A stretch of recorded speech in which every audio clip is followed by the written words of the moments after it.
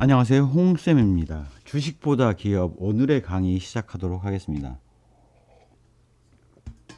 기업의 언어 파트를 설명을 드리고 있습니다. 그 중에서 이제 재무상태표라는 부분을 다루게 됩니다. 재무상태표 하면 굉장히 익숙하지 않은 용어이기 때문에 낯설고 무슨 얘기인지 모르실 수가 있는데, 한마디로 얘기하면 재산 상태라고 보실 수가 있습니다. 본인이 들고 있는 재산, 그 개인으로 본다면 본인이 들고 있는 재산을 현금화하기 쉬운 것부터 현금화하기 어려운 순까지 하나씩 차례로 기록을 한 것이 재무상태표라고 보실 수가 있어요. 예를 들어서 본인이 갖고 있는 재산 중에서 제일 크고 현금화하기 어려운 게 뭐가 있을까요? 당연히 집이겠죠. 그런데 기업은 집 말고도 다양한 설비나 자산들이 있지 않습니까? 그래서 그거를 집으로 개별로 등록하게 되면 너무 보고서가 길어서 읽어볼 수가 없거든요. 그래서 그런 유사한 성격의 것을 모아서 이렇게 유형 자산이라고 표기를 합니다. 그래서 개인은 집인 것처럼 기업 입장에서는 공장, 설비, 차량 이런 것들, 이렇게 형태를 갖고 있는 재산을 유형 자산이라고 얘기를 한다라고 이해를 하시면 될 것 같아요. 반대로 개인 입장에서 현금화가 가장 쉬운 것들은 뭐가 있겠습니까? 보유 현금하고 은행에 저축예금 들어놓은 것이겠죠. 그런 것들의 형태가 기업은 더 다양하게 많습니다. 그래서 이런 것들을 일괄해서 표기하기 위해서는 현금 및 현금성 자산이라는 말로 표기를 합니다. 그 안에 세부 항목에 들어가 보면 현금도 있고 예금도 있고 적금도 들어가 있을 수가 있고 용도 제한 예금 같은 것들도 있고 다양한 형태가 있을 수가 있습니다. 자, 개인의 경우처럼 기업도 이렇게 표기를 하는데 그런 항목들을 표기한 용어가 바로 여기 매출채권, 기타채권, 재고자산 이러한 자산을 표기한 용어라는 것들을 이해를 하시면 될 것 같아요. 좀 이따가 그러한 용어들의 세부 내역들을 이해하실 수 있도록 설명을 드리겠습니다. 자, 개인 입장에서 주택을 샀을 때 그 주택을 전액 현금으로 자기 돈인 전액 현금으로 살 수 있는 사람은 많지가 않지 않습니까? 기업도 마찬가지입니다. 그렇게 하기 위해서는 타인자분이라고 우리가 얘기를 하는 돈을 빌릴 수밖에 없고, 돈을 빌리는 대상은 은행이나 금융기관이 되겠죠. 이러한 것들을 우리가 통상 차입금, 개인들의 경우는 대출금이라고 얘기를 하죠. 은행이 대출금이라고 부르기 때문에 그렇습니다. 그런데 이제 그런 유형이 굉장히 많고, 기업은 사채 같은 것도 있고 사채도 다양한 종류가 있을 수가 있기 때문에 그거를 몰아서 통칭 금융부채. 금융이라 하면 이자가 발생하는, 부채는 지급해야 될 돈이라는 의미로 이해를 하시면 될 것 같아요. 이런 대출금을 쓰지 않습니까? 그래서 남의 돈 끌어다 쓴 돈은 대출로서 얼마를 썼고 주택을 구입하기 위해서 말씀입니다. 그 다음에 기존에 내가 들고 있던 돈에서는 얼마를 더 넣어서 유형자산을 샀다라고 우리가 알고 있지 않습니까? 그렇게 내 돈에 해당되는 돈은 얼마이고 남의 돈을 끌어다 쓴 돈은 얼마이고 언젠가는 갚아야 되겠죠. 그래서 이런 목록들이 많기 때문에 남의 돈의 경우는 급하게 먼저 갚아야 될 순서대로, 기간이 오래 남은 조금밖에 안 남은 순서대로 이렇게 기재를 하게 됩니다. 그래서 이제 그런 이 항목들에 대해서 설명을 드리겠습니다. 결국 재무상태표가 의미하는 바는 뭐냐? 남의 돈과 자기 돈을 끌어다가 조달해다가 자산에 투자를 해서 운영을 하게 되면 운영에 필요한 자금들이 필요하겠죠. 현금, 매출채권, 기타채권, 재고자산 같은 것들, 그다음에 남의 돈 끌어다 쓰는 것들은 매입채무, 기타채무 이런 것들이 운영에 필요한 자금이라고 보실 수가 있습니다. 충당부채 같은 것들, 이런 것들이 운영하여 가치를 창출한 거, 바로 당기순이익의 적립금을 늘려나간 부분, 이익잉여금을 늘려나간 부분이 바로 그 가치를 창출한 부분이라고 보실 수가 있습니다. 그래서 대변 파트는 조달한 돈, 남의 돈, 자기 돈. 차변 파트는 투자된 돈, 설비 투자, 그다음에 운전자금 투자와 같은 형태로 구분해서 표현을 하고 있습니다.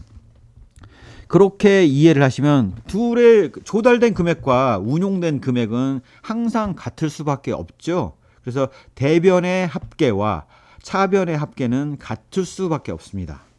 이렇게 아니라면 자금 포탈이 일어난 거죠. 자금 횡령이 일어난 겁니다. 그래서 이게 같을 수밖에 없고 이렇게 대변과 차변이 일치하는 거를 대차 평균의 원리라고 얘기를 합니다. 자, 그러면 기업의 재무제표상 나와 있는 항목들의 세부 설명을 이해가 쉽도록 말씀드리겠습니다. 현금 및 현금성 자산이라고 통상 표기를 재무제표상 표기를 하는데 재무상태표에는 이제 그렇게 표기되는 경우가 일반적입니다. 그거의 세부 항목들의 경우는 현금, 예금과 같이 바로 즉시 현금화할 수 있는 금원들이 이 현금 및 현금성 자산으로 분류된다라고 보실 수가 있겠습니다. 매출 채권, 기타 채권은 우리가 상품이나 제품을 판매하고 나면 판매 대금을 현금으로 받을 수 있으면 좋겠지만 그런 경우는 많지가 않죠. 대개는 일정 기간을 두고 나중에 받게 됩니다. 왜냐하면 제품 납품을 했으면 제품 검수 기간도 필요하고 그 기업 입장에서는 그 제품이 판매되어서 회수된 자금을 주는 경우가 많거든요. 그래서 판매 대금 또 판매와 관련돼서 받을 돈, 내가 받을 돈입니다. 그런 돈을 매출 채권, 기타 채권이라고 표기를 합니다. 여기 채권이라는 거는 받을 권리, 재산상의 권리라고 이해를 하시면 될 것 같아요. 그 다음에 제품을 생산하거나 상품을 사와서 판매를 위해서 보관하고 있을 거 아니겠습니까? 그렇게 창고에다 보관하고 있는 것들을 재고자산이라고 얘기를 합니다. 상품, 제품, 원재료 이런 것들이 다 창고에 들어가 있겠죠. 공장 옆에 창고에 다 들어가 있을 겁니다. 그래서 그런 것들이 재고자산으로 분류가 되고요. 그 다음에 세금 내야 될 거 아니면 아직 안 내고 있는 거 이런 것들을 미리 낸 거 이런 것들을 선납세금이라든가 이런 것들을 당기, 이연 법인세 자산으로 분류를 하고 있습니다. 그 다음에 금융자산은 설비 투자를 하고 자금을 운용을 하는데 일시적으로 자금이 남는 게 있을 수가 있잖아요. 내지는 설비 투자를 하기 위해서 자금을 모으고 있는 경우에는 그 자금을 적립을 해두고 있을 거 아니겠습니까? 그런 것들을 금융자산에다 투자를 하게 되는데요. 국채, 지방채 아니면 주식시장에 대해서 이제 바람직하다, 좋다라고 보면 타회사 주식을 보유하고 있는 경우가 있을 수가 있죠. 그래서 금융에 관련된 재산이다라고 해서 금융자산이라고 통칭을 합니다. 이 항목들이 너무 많아요. 그렇기 때문에 일반적으로는 재무상태표에서는 금융자산 정도로 표기를 하는 경우가 많습니다. 그 다음에 이제 매각 예정자산은 기업이 지속적으로 구조조정을 하고 하다 보면 사업부의 수익성이 떨어지거나 하면 그 사업부를 판매를 하는데 그거를 헐값에 팔 수가 없죠. 그래서 운영되는 상태에서 자산을 넘기는 경우가 있습니다. 그래서 매각을 하려고 따로 분류해 놓은 자산을 바로 판매 설비 같은 것들. 그 다음에 이제 이거와 관련돼서 딸려있는 부채나 차입금을 매각 관련 대출을 매각 예정 부채라고 우리가 표기를 하고 있습니다. 기타는 분류되지 않는 자산이 되겠습니다. 지분법 투자 자산은 이게 팔 수 있는 자산이 아니고 관계사 주식처럼 우리의 본업인 그 제조업을 영위하기 위해서 권리 행사를 위해서 필요한 주식 이런 것들은 팔 수가 없죠. 그래서 이 앞에 금융자산과는 별도로 분류해서 지분법 투자자산, 관계사 주식 등으로 표기를 따로 합니다. 그 외에 이제 공장, 설비, 차량은 이미 말씀드렸던 것처럼 형태를 가지고 있는 자산이기 때문에 유형자산으로 분류를 해요. 그 다음에 내가 향후 수익성이 좋을 것 같아서 부동산 투자를 해놓은 것들은 투자 부동산으로 분류를 해둡니다. 그래서 이렇게 구분하시면 될 것 같아요. 자, 그럼 투자 부동산과 유형 자산에 있는 토지나 하고는 무슨 차이가 있느냐? 투자 부동산은 유사시에 부동산을 팔아서 이익을 획득하는 게 목적인데 당연히 이런 부동산은 금융자산에 비해서는 현금화 가능성이 떨어지기 때문에 별도 분류를 하는 거고 유형자산에 들어가 있는 토지는 내 공장이나 이런 설비를 보관하고 있는 땅 직접 본업인 사업에 사용되는 자산이 바로 유형자산이 될 수가 있겠죠. 무형자산의 경우는 이렇게 생각해 보시면 될 것 같아요. 특허권, 뭐 영업권, 그다음에 뭐 상표권 이런 것들은 형태는 없고 그냥 증서 같은 경우만 있죠. 그런 것도 분명히 그 재산적인 가치를 가지고 있습니다. 그래서 그러한 재산들, 형태가 없는 자산을 무형자산이라고 얘기를 합니다. 또한 생물자산의 경우는 소를 키운다거나 아니면 뭐 나무를 키운다거나 그러면 한 해에 나무를 키워서 팔고 있지 않죠. 그래서 살아 있으면서 보관하고 있으면 점차 시간의 경과에 따라서 가치가 불어나는 자산들을 생물자산이라고 통상 얘기를 합니다. 자, 그러면 재산 부분은 그렇게 분류를 했고요. 그 다음에 부채 부분, 즉 갚아야 될 돈 부분은 내가 원재료 납품받고 물품 대금 줘야 될 물품 대금이나 줘야 될 돈 이런 것들을 매입 채무 및 기타 채무라고 분류를 하고 있습니다. 이러한 유형들은 굉장히 다양하게 있는데 그런 것들을 몰아서 통칭 매입 채무 및 기타 채무라고 얘기를 하는 겁니다.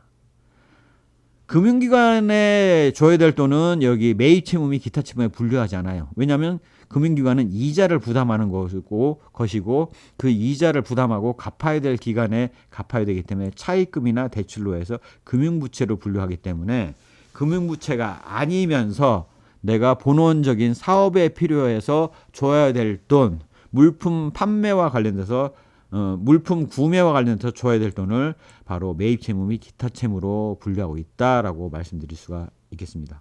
충당부채 같은 경우는 우리가 퇴직급여 같은 경우는 나중에 그 각각의 조직 구성원이 퇴직을 하거나 그러면 지급해야 되는 돈이지 않습니까? 하지만 당장 나가는 돈은 아니죠. 그래서 퇴직금의 적립 같은 경우가 바로 충당부채. 이 사람이 퇴직하면 줘야 될 돈. 내지는 수선 충당금 부채 뭐 이렇게 하게 되면 수선을 위해서 줘야 되는 부채가 충당부채에 해당된다라고 볼 수 있습니다. 가장 우리가 익숙한 이런 충당부채는 용어가 어려워서 그런데 카드 포인트 같은 것들이 언젠가는 그 고객에게 그 카드사가 지급해야 될 금원이지 않습니까? 그래서 그런 것들에 대해서는 충당금을 쌓고 있어요. 그래서 그런 것들을 충당부채로 기록을 한다라고 이해를 하시면 될 것 같습니다. 그다음에 아직 내지 않은 세금 이런 것들은 당기, 이연, 법인세, 부채 줘야 될 돈이기 때문에 부채라고 표현을 합니다. 자, 그다음에 이제 금융부채는 금융기관 차입금, 뭐 그다음에 회사채 시장에서 사채를 발행한 내역들 이런 것들이 바로 금융부채로 분류가 되고 매각예정부채는 매각예정 자산과 함께 설명을 드렸죠. 그다음에 기타 분류되지 않는 부채를 기타부채로 분류를 합니다. 자, 내 재산에서 남의 돈, 줄 돈을 다 빼고 나면 나머지는 다 내 재산이죠. 그래서 자녀재산이라고 얘기를 하고 이 자녀재산을 자본인이라고 얘기를 합니다. 이 자본의 구성 요소로 생각을 해보면 내가 애초에 기업을 설립할 때 태웠던 돈, 바로 자본금, 자본잉여금 같은 것들이 됩니다. 무슨 얘기냐면 처음 투입한 사람은 한 주당 5,000원에 샀겠죠. 그래서 자본잉여금이 없이 그냥 자본금 5,000원입니다. 하지만 중간에 유상증자를 하게 되면 기업 가치가 늘어났기 때문에 주식 수에 해당되는 금원인 5,000원에 판매하지는 않죠. 뭐 예를 들어서 2만 원에 판매를 한다 그러면 자본금이 5,000원이고 자본잉여금이 15,000원이라고 생각을 하시면 나머지 금원인 15,000원이라고 생각을 하시면 되겠습니다. 또한 이런 적립금이나 이런 것들이 그 금융자산에 들어가 하게 되면 용도를 별도로 구분해 놓은 자금이 있을 수가 있어요. 이익잉여금 중에서. 무슨 얘기냐면 앞으로의 사업을 개선하기 위해서 내지는 재무구조를 개선하기 위해서 내가 적립금을 쌓아두겠다. 그렇다면 바로 그런 적립금이 이익잉여금에서 떨어져 나와서 별도로 구분되어 있는데 바로 적립금에 해당된다고 볼 수가 있습니다.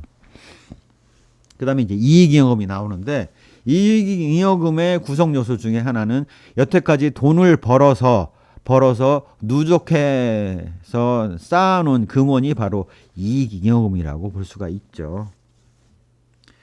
자본금은 내가 태운 돈인 반면 이익잉여금은 기업이 돈을 벌어서 쌓아놓은 돈이라고 보실 수가 있습니다. 여기에 당기순이익이 오래 발생을 하면 여기에 부과돼서 늘어나는 금원이라고 볼 수가 있겠습니다. 즉 기업이 돈을 벌고 있다면, 기업이 당기순이익을 내고 있다면 이런 재무상태표에 적립금이 늘어나면서 이익잉여금이 늘어나면서 재무상태표의 총 금액, 대변 금액, 차변 금액이 늘어난다라고 보실 수가 있겠습니다. 그 외에 주주가 아닌 일반 투자자들이 갖고 있는 지분에 해당되는 몫을 비지배 지분으로 별도로 분류해서 표기를 하고 있다라는 사실들을 알 수 있습니다. 결국 재산상태표를 통해서 이 유형자산이 늘었냐 줄었냐, 금융부채가 늘었냐 줄었냐에 따라서 유형자산이 늘었다면 공장, 설비, 차량과 같은 시설 투자가 늘어났음을 우리가 알 수 있고, 금융부채가 늘어났다 하면 은행에서의 차입을 통해, 금융기관에서 차입을 통해서 자금이 늘어났음을 알 수가 있죠. 그래서 요 전년 대비 부채가 증가한 액수가 얼마냐, 그런 다음에 나머지 그 늘어난 액수만큼은 조달이 됐지 않습니까?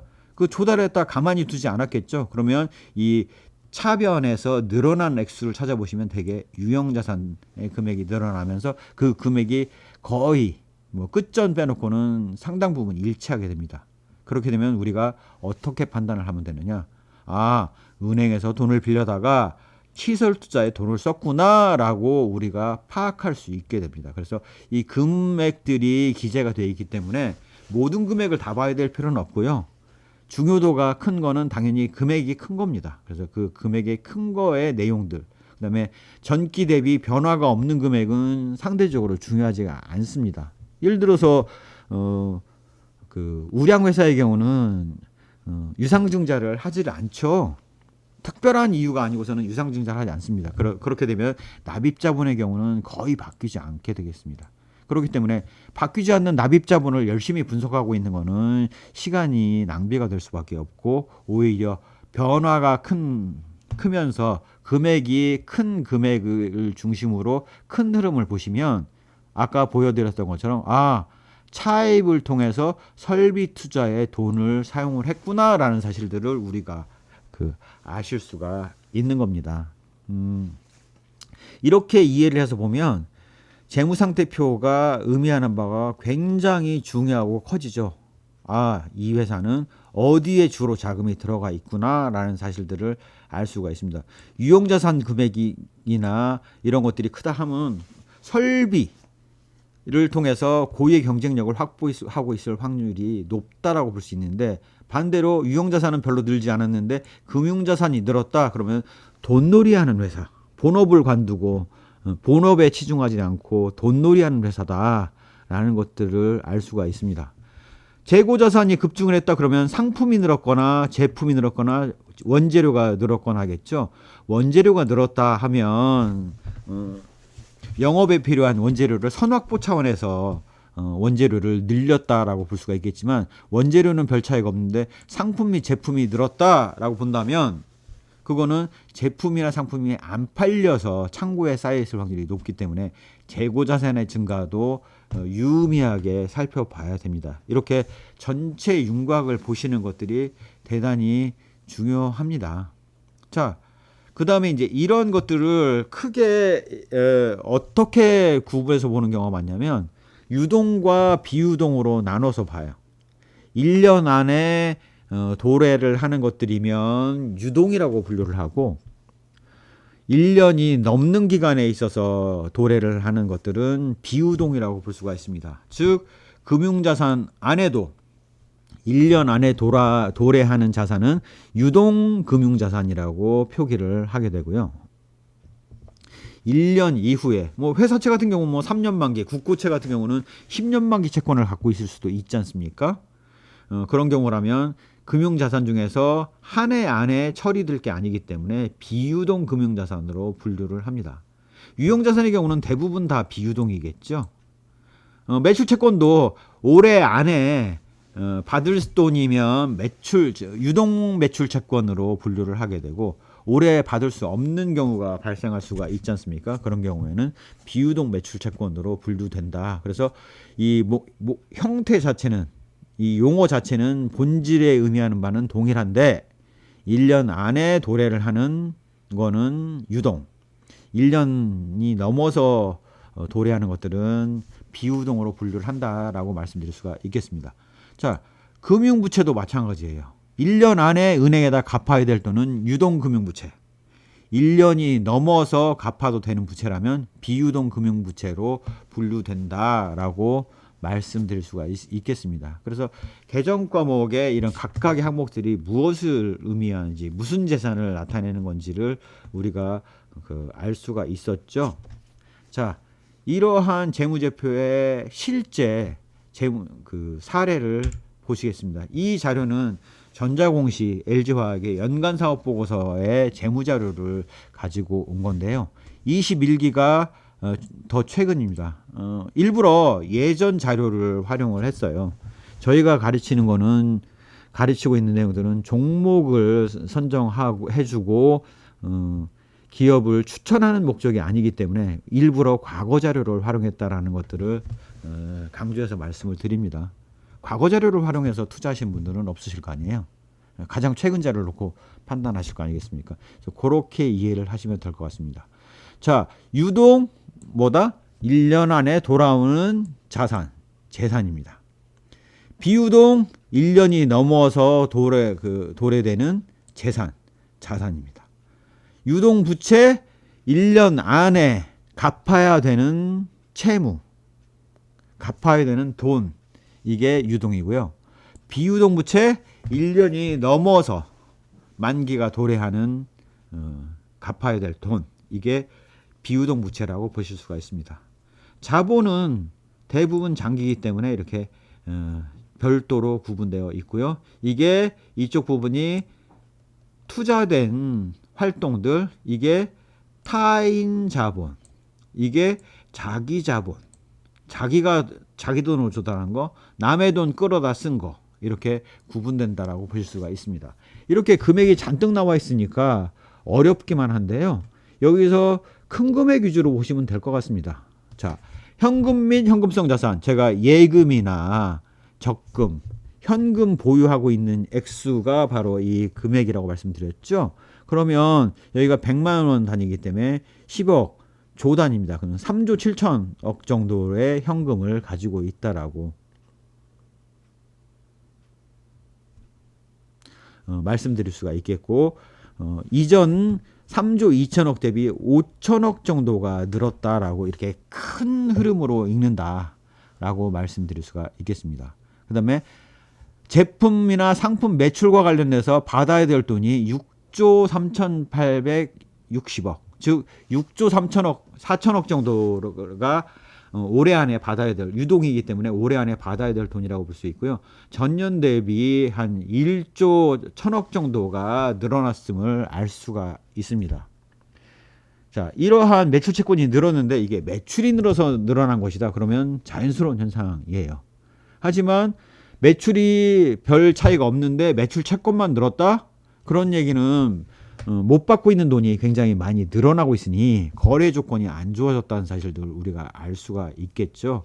그래서 이런 부분을 판단하기 위해서는 금액으로 는 건 확인이 되지만 이게 적정 수준인지 아닌지를 확인하기 위해서는 매출액 대비 매출채권의 비율을 봐서 재무 비율을 따져보는 것이 바람직한 판단 태도라고 보실 수가 있겠습니다. 기타 이제 수치채권은 기타 받을 돈이 한 1조 원 정도가 있네요. 자, 그 다음에 이제 금액 큰 것만 보기로 했으니까 나머지는 좀 중요도가 떨어지지 않습니까? 선급법인세, 하고 말 게 없죠. 그냥 국세청이 내라는 대로 내야 되는 거죠. 그 다음에 기타 미분류된 것들은 말할 게 없습니다. 그래서 그냥 넘어가는 거죠. 기타 유동금융자산은 소액으로 올해 안에 돌아오는 팔 수 있는 자산은 얼마 안 된다라는 것들을 알 수가 있죠. 자, 이게 무슨 의미냐? 본업에 돈이 많이 들어가 있다. 라는 것들을 우리가 알 수가 있는 거죠. 정말 그러냐?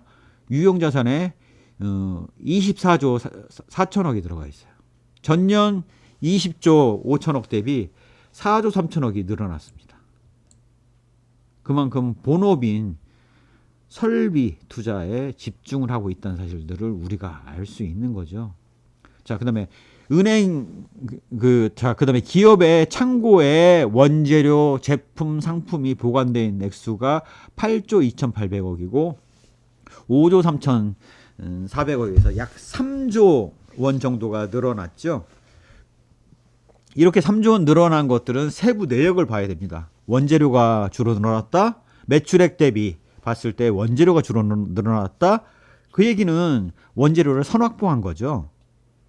쌀 때 선확보한 거라고 볼 수가 있습니다. 반면 제품이 매출액 대비 늘어났다. 그렇게 본다면 이건 제품이 안 팔렸구나 라고 알 수가 있습니다. 그 부분은 매출액 규모에 따라서 비교를 해봐야 되고, 그래서 재무 비율 분석 비율을 내서 본다라는 것들을 아실 수가 있죠. 그 다음에 기업이 본원적으로 사업을 영위하다 보면 사업성이 떨어지는 사업이 있을 거고, 그런 것들은 매각을 한다라는 것들을 말씀을 드렸죠. 작년에는 약 8천억 정도를 매각을 했는데, 올해는 그렇게 매각하는 액수가 많지는 않네요. 관련돼서 매각 관련된 부채도 발생하지 않았고, 뭐 이런 식으로 큰 흐름을 읽으실 수가 있어요. 자, 이건 유동은 1년 안에 현금화할 수 있는 부분이라고 말씀을 드렸고, 비유동은 1년 안에 현금화할 일이 없는 재산을 말씀드렸죠. 바로 장기 매출 채권이라면 1년이 넘어서 받을 수 있는 돈, 이런 것들이 장기 매출 채권인데, 이런 것들은 이제 세부 내역을 봐야 됩니다. 특히 절대 금액을 봐야 되는데, 매출 채권 6조에 비해서 장기 매출 채권은 얼마 안 되지 않습니까? 그래서 이런 것들은 이런 특수한 경우가 있었나 보다라는 정도로 해서 무시하셔도 상관없을 것 같아요.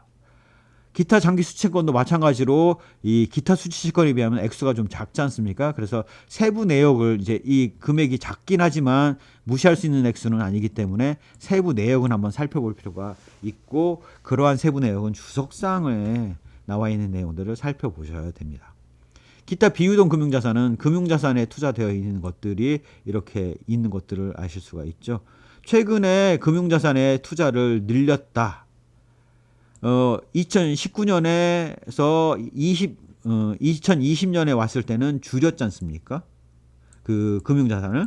그런데 늘렸다. 그 얘기는 뭐냐면 돈을 모아서 투자에 대비하고 있을 것이다 라는 사실을 알 수 있고, 예상할 수가 있고, 그게 오래 투자할 건 아니다 라는 것들을 기타 비유동이기 때문에 1년 안에 처분할 게 아닌 자산이라는 것들을 나타내고 있기 때문에 그렇게 읽어줄 수가 있는 겁니다. 또한 LG화학의 본업을 영위하기 위해서는 핵심 원재료나 핵심 부재료 같은 것들을 납품하는 회사를 관리하기 위해서 관계기업 및 공동기업 투자자산을 투자를 하고 있는데요. 이렇게 관계기업 및 공동기업의 투자자산을 늘려나가고 있다 함은 그 자산 자체가 수익성이 좋고 가치가 올랐을 수도 있고, 관계기업을 추가로 샀을 수가 있습니다. 그래서 그러한 세부 내역도 주석사항을 살펴보셔야 됩니다.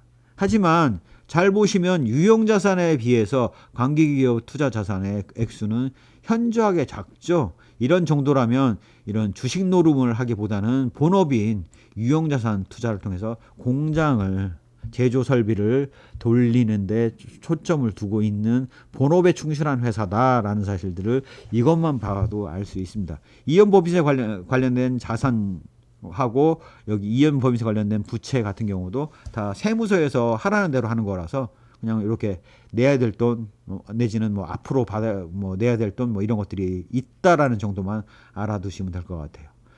무형자산에 대한 투자 액수도 상당합니다. 2조 4천억 정도를 투자를 하고 있어요.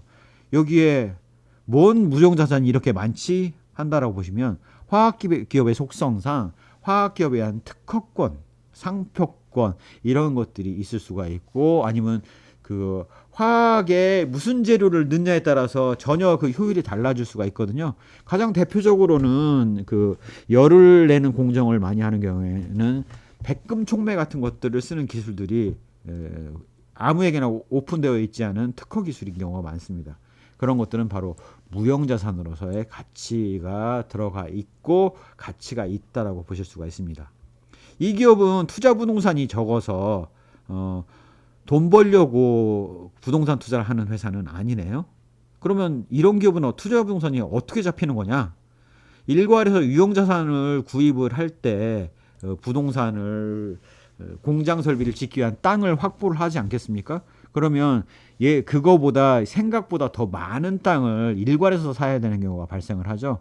그러면 나머지 공장을 짓고 남는 부동산의 경우는 이렇게 투자 부동산으로 뒀다가 기회를 봐서 파는 것이다라고 이해를 하시면 될 것 같아요. 기타 비유동 자산은 분류되지 않는 것입니다. 그래서 이 기업은 총 얼마의 금액이 투자가 돼 있느냐? 51조가 투자가 돼 있는 겁니다. 51조가 운영되고 있는 거예요. 작년에는 얼마가 투입되어 있었냐? 41조가 투자되어 있었어요. 자, 그러면 이 51조에 해당되는 돈을 어떻게 마련했냐? 라고 보면 타인 자본으로서 28조네요. 27조 9천억이니까 28조가 마련이 되어 있고요. 자본으로서 23조가 마련되어 있다라는 것들을 아실 수가 있습니다. 이 액수가 합계가 항상 같아야 되는 거죠. 다르면 단수차이라고 보실 수가 있겠습니다. 자, 그러면 이제 남의 돈의 구성비를 보면 1년 안에 갚아야 될 돈은 15조에 해당되는 것이고 1년 이후에 갚아도 되는 좀 시기적인 여유가 있는 돈은 13조에 해당된다는 것들을 우리가 알 수가 있죠. 유동부채 안에서 금액이 큰 것들 보면 영업을 원재료 구매를나 부자재 구매를 하면서 지금 줘야 될 돈이 3조 7천억 정도가 있습니다. 기타 줘야 될 돈이 약 4조 원 정도가 있죠. 그 다음에 은행으로부터 돈을 빌린 돈이 3조 4천억 정도가 3조 5천억 정도가 있네요. 자, 작년에는 1조 5천억이었는데 3조 5천억이 되었으니까 거의 2조 원을 빌렸죠. 자, 그럼 2조 원을 빌려다 어디다 썼을까요? 금액이 급증한 데를 보면 바로 유형자산이 4조 원 정도가 늘었지 않습니까? 그렇기 때문에 차입을 해다가 유형자산의 4조 원 는 데에서 2조 원을 부담을 했구나. 남의 은행 돈을 빌려다가 금융기관 돈을 빌려다가 썼구나라는 사실들을 우리가 유추해 볼 수 있습니다. 이게 맞는지는 세부 내역은 주석사항을 보고 확인을 하셔야 됩니다. 그 다음에 금액이 큰 거, 유동성 충당 부채 같은 경우는 퇴직급여라든가 수선 충당 부채 같은 것들, 공장 설비를 수선하기 위해서 충당해 놓은 돈들이 올해 집행될 예정인 돈들이 이렇게 나와 있다라는 것들을 알 수가 있죠. 법인세 관련돼서는 국세청에서 내라는 대로 하는 거라서 앞으로 내야 될 아직 안 낸 법인세 얼마, 이건 기각영화가 되면 당연히 내겠죠. 이런 것들을 분류해서 알아볼 수가 있고, 기타 유동부채의 경우는 기타 분류되지 않은 1년 안에 갚을 부채임을 알 수가 있습니다. 자, 이때까지 보시면 모르는 용어가 나온 게 없죠. 유동 비유동만 따라 붙어갖고 항목이 더 늘어났을 뿐 그 외의 것들은 다 이전에 설명이 다 된 내용들임을 알 수가 있습니다. 자, 비유동도 당연히 장기 지급 채무, 장기에 있어서 원재료나 이런 것들에 갚아야 될 돈은 액수가 많지 않을 수밖에 없겠죠. 계약 조건상 그렇게 돼 있는 것들이 있겠죠. 그 다음에 장기로 빌린 돈이 얼마냐? 11조를 빌렸습니다. 8조에서 11조로 늘었기 때문에 약 5조 원 정도가 늘었습니다. 그래서 여기 차입금 2조, 단기 유동부채 늘은 거 2조, 그다음에 차입금 5조 정도 늘은 것들이 바로 유형자산 투자와 이 나머지 급증한 돈에 들어가 있다라고 볼 수가 있죠. 재고자산의 3조, 그다음에 매출채권의 한 1조, 그다음에 유형자산의 4조, 이런 식으로 이렇게 들어가 있다는 사실들을 우리가 금원을 차입금을 조달해다가 돈을 어디다 썼군 이런 것들을 파악해 볼 수가 있는 겁니다. 그 외에 이제 것들은 이제 그 기타 비유동 금융부채들이 소액이 있고요. 그다음에 비유동 충당부채, 바로 퇴직금 중에서 올해 이후에 발생할 퇴직금. 그러니까 지금 잘 다니고 있는 사람들은 퇴직금이 이렇게 누적이 되고 있는 거죠. 그래서 퇴직금에 누적된 금액이 이렇게 비유동 충당부채로 늘어나 있고, 뭐 전체 그 공장을 중심으로 돌아가는 회사다 보니까 인건비 비중이 낮아서 유동성 충당부채가 많지 않음을 알 수가 있습니다. 이 액수가 큰데 왜 많지 않나요? 예, 51조에 비하면 정말 작은 금액이죠. 그렇게 이해를 하시면 될 것 같아요. 자, 그다음에 순확정급여 부채가 바로 퇴직금에 해당되는 것들이 액수가 누적돼서 크기 때문에 별도 분류해 놓은 것이라고 보실 수가 있습니다. 이연법인세 국세청에서 알아서 내라면 내는 거고요. 계산만 따로 해둔 겁니다. 아니면 이후에 내야 될 거 이제 누적된 효과를 기록한 게 이연법인세 부채죠.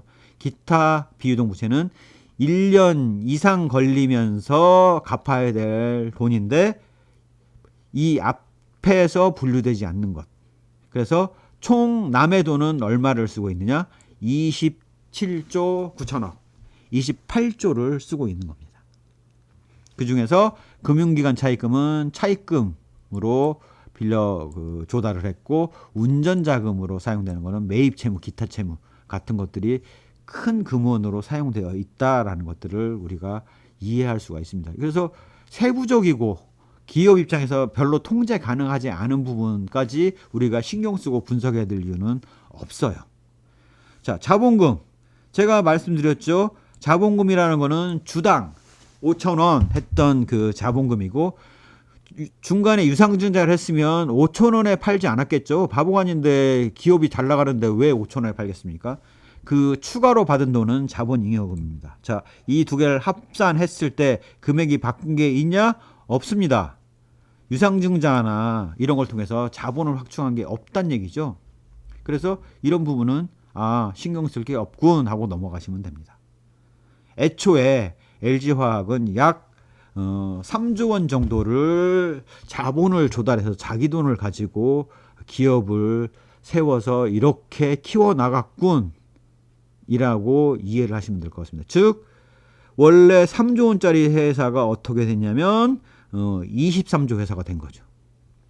과거 LG화학이 정말 오래전부터 설립이 될 때는 3조 원짜리 회사로 자본을 갖고 있는 회사로 성장을 해서 이익을 누적해와서 이제는 23조에 걸라는 금원이 돼 있는 겁니다. 그래서 이런 기업에 장기 투자를 했다라면 당연히 주가가 그에 상응하는 비율만큼 올랐을 겁니다. 뭐 이렇게 설립 초기부터 보유하고 있었다면요. 당연히 그러니까 이제 LG 그룹이 갑부가 된 거죠. 재벌이 된 겁니다. 이렇게 엄청난 성장을 한 회사가 있기 때문에 그렇습니다. 그래서 그렇게 이해를 하시면 되고요. 이렇게 그 자본금 외에 그 비집의 지분은 이렇게 금액들이 바뀌면서 있다라는 사실들을 아실 수가 있겠습니다. 부채와 자본 총계 51조입니다. 같을 수밖에 없어요.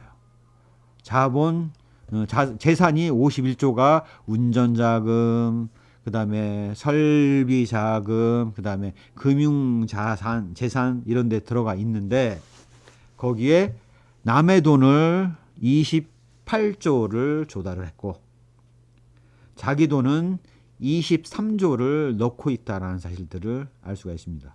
여기 이익잉여금의 증가분이 바로 당기순이익이 늘어나면서 이익잉여금이 늘어난 부분이라고 이해를 하시면 정확하실 것 같아요. 자, 이렇게 어려워 보이는 부분도 막상은 유동, 비유동을 빼면 이전에 설명드렸던 내용에서 단 하나도 벗어나는 것들이 없습니다. 이렇게 재무상태표를 읽는 방법을 사례를 통해서 보여드렸기 때문에 본인이 갖고 있는 기업의 재무상태표를 한번 동일한 방식으로 점검을 해보시면 도움이 되실 것 같아요. 자, 이런 부분의 정보는 어디 있느냐? 보여드릴까요? 자, 여기에 네이버에 전자공시 해서 금융감독원 정자공시 시스템에 들어가서 LG 화학 하고 검색을 하시면 여기 그 사업보고서를 제출한 부분이 있습니다. 여기에서 다운로드해서 보시면 여기 LG화학의 사업보고서 재무제표에서 엑셀로 된 재무제표가 있어요. 그래서 이걸 받아서 확 열어보시면 이렇게 연결 재무상태표가 이렇게 금액이 나와 있습니다. 그래서 요것들을 읽어보시면 돼요. 마찬가지로 본인이 갖고 있는 주식의 기업들도 제가 방금 사례로 보여드린 것처럼 재무상태표를 읽어보실 수 있을 겁니다. 이거에 대해서 세부 내용이 궁금하시다면 당연히 여기 부속 서류에 감사보고서에 첨부되어 있는 연결 감사보고서에 주석사항을 보시면 이렇게 세부 내역들이 다 나와 있기 때문에 이런 것들을 통해서 원하시는 내용들을 명확하게 구분해서 보시면 될 것 같아요. 자, 매출 채권 하고 검색해서 보실까요? 다음 해서 보면 매출 채권 중에서 연체되지 않은 채권, 연체되었으나 갚을 의지가 있는 채권, 문제 생겨가지고 손실보게 생긴 채권하고 이렇게 구분되어서 상세 내역이 이렇게 나와 있어요. 기초 손실충당물 얼마를 쌓았고 앞으로 어떻게 될 거고 현재 기타 수취채권은 어떻게 되어 있고 구성 내역이 어떻고 이런 세부 내용들이 나와 있기 때문에 내용을 보시고 이해가 안 되셨다면 연결 재무상태표, 즉 연결 감사보고서에 있는 재무상태표를 보시고 관련 그 주석사항의 세부 내역들을 살펴보시면 더 자세한 내용을 보실 수 있다라는 것들을 좀 강조해서 말씀을 드리겠습니다.